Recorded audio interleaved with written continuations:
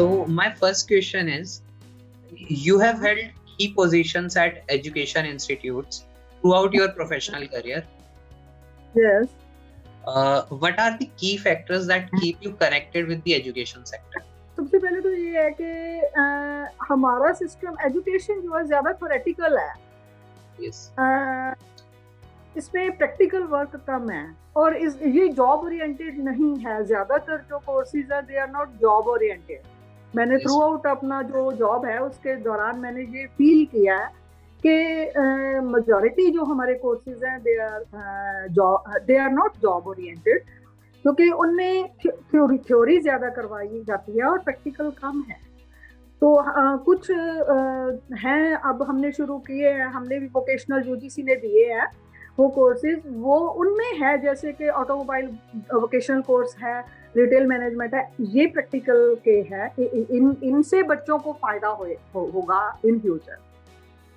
So basically, you are trying to change the present education scenario. Yes. It should be changed. Yes, ma'am. Okay, so my second question is, being the principal of Govind National College, what is your philosophy of leadership? How would you describe your leadership style? Sir, एक तो सबसे पहले मैं discipline अपने teaching non teaching staff में discipline बहुत चाहती हूँ। और एक मैं सबको एक लेवल पे रखती हूँ।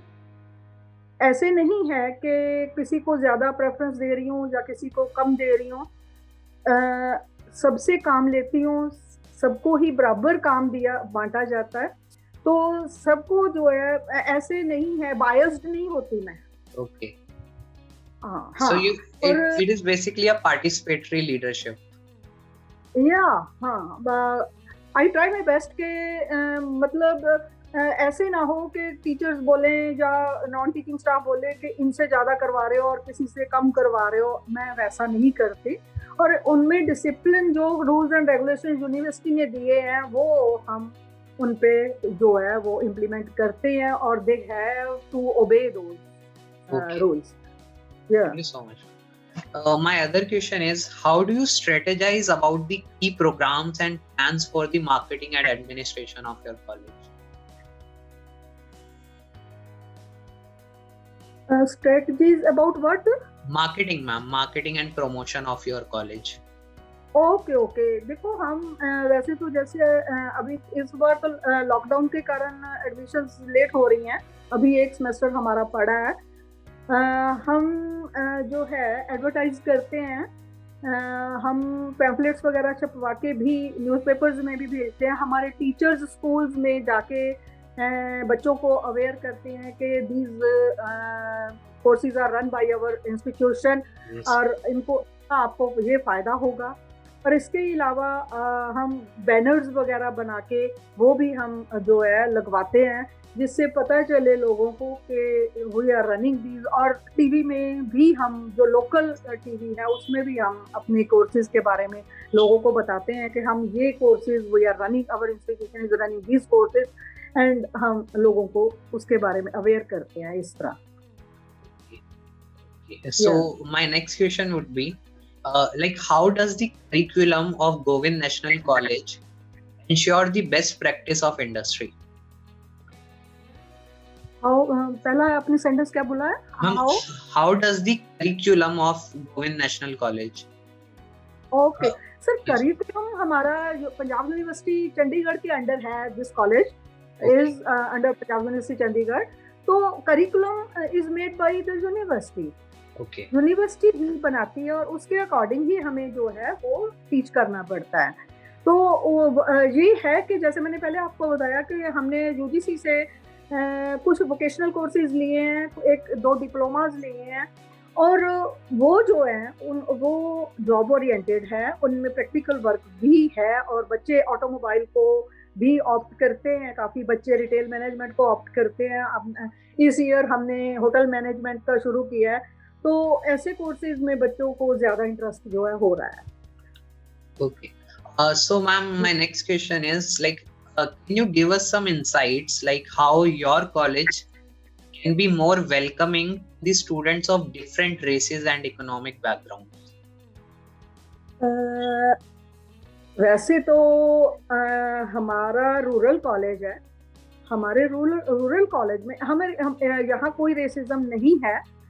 हम सारे बच्चों को जो है पुअर बच्चे, चाहे किसी भी स्ट्रीम से हो, चाहे SC BC जनरल कोई भी है, अगर ही और शी इज पुअर तो हम उसको फी कंसेशन भी देते हैं, उसकी फाइनेंशियली वी हेल्प देम। तो हमारे ये नहीं है। और वैसे मेजॉरिटी बच्चे हमारे पास जो आते हैं रूरल एरियाज में, क्योंकि जो रिच फैमिलीज के बच्चे हैं वो हॉस्टल्स में चले जाते हैं, हमारे पास SC BC बच्चे या फाइनेंशियली पुअर बच्चे जो है ज्यादा आते हैं, because our college is rural college. और रूरल कॉलेज के लोगों की बैकग्राउंड आपको पता है कि वो काफी पॉवर्टी में ही होते हैं। तो हमारे पास ऐसा कोई नहीं है, हम तो सारे बच्चों को बराबर रखते हैं। ये जरूर है कि जिसकी परसेंटेज अच्छी होती है पिछली क्लास में, तो हम उसको जो फी कंसेशन है थोड़ा ज्यादा भी दे देते हैं उस बच्चे को, ताकि वो बच्चा आगे बढ़ सके। That's great, ma'am.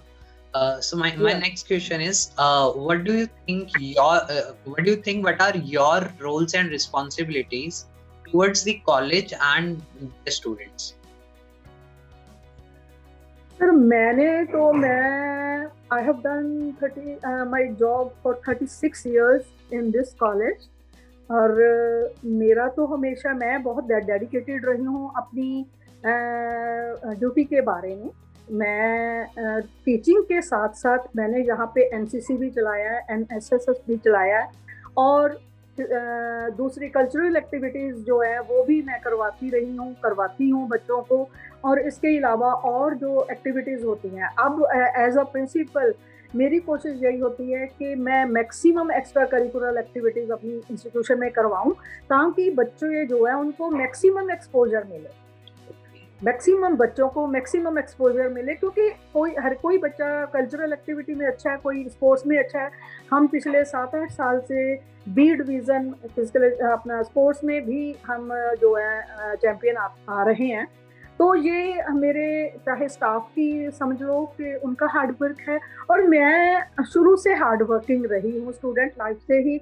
और मुझे होता है कि मेरे स्टूडेंट्स जो है वो हार्ड वर्किंग हो, और मैं बच्चों को कभी भी डांट के उनको नहीं, कोई भी कंपेल नहीं करती कुछ भी, मैं उनको प्यार से करवाती हूँ जो भी करवाती हूँ। और वो बच्चे मानते भी हैं, चाहे लड़के हैं चाहे लड़कियां हैं। हमारा कोएड कॉलेज है और बच्चे प्यार से करवाने से हर बात मानते हैं।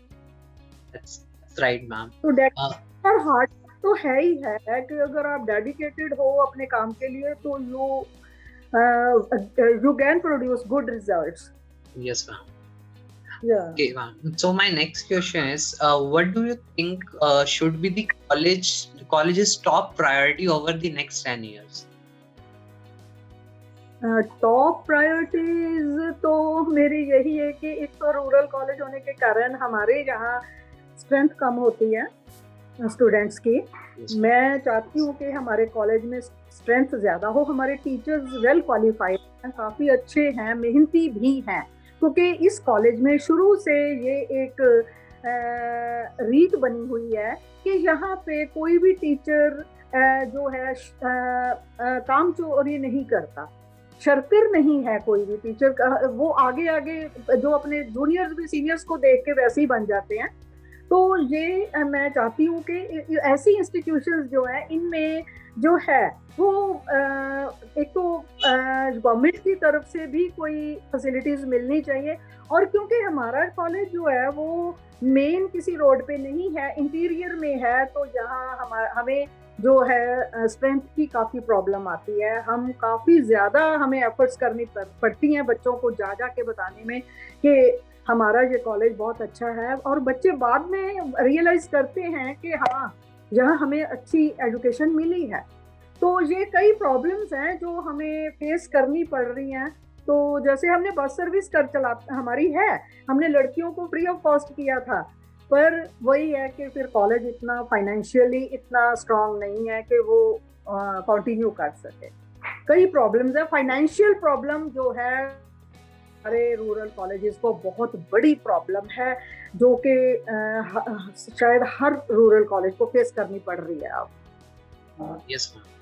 Oh, okay, so my next question is, when you first came to this college, what Yeah. was your vision for the university or this college, and how it has evolved over time? My vision was when I came in this college. यहाँ पे I am associate professor of I was associate professor of physical education. Yes. और यहाँ पे पहले तो physical education subject है ही नहीं था।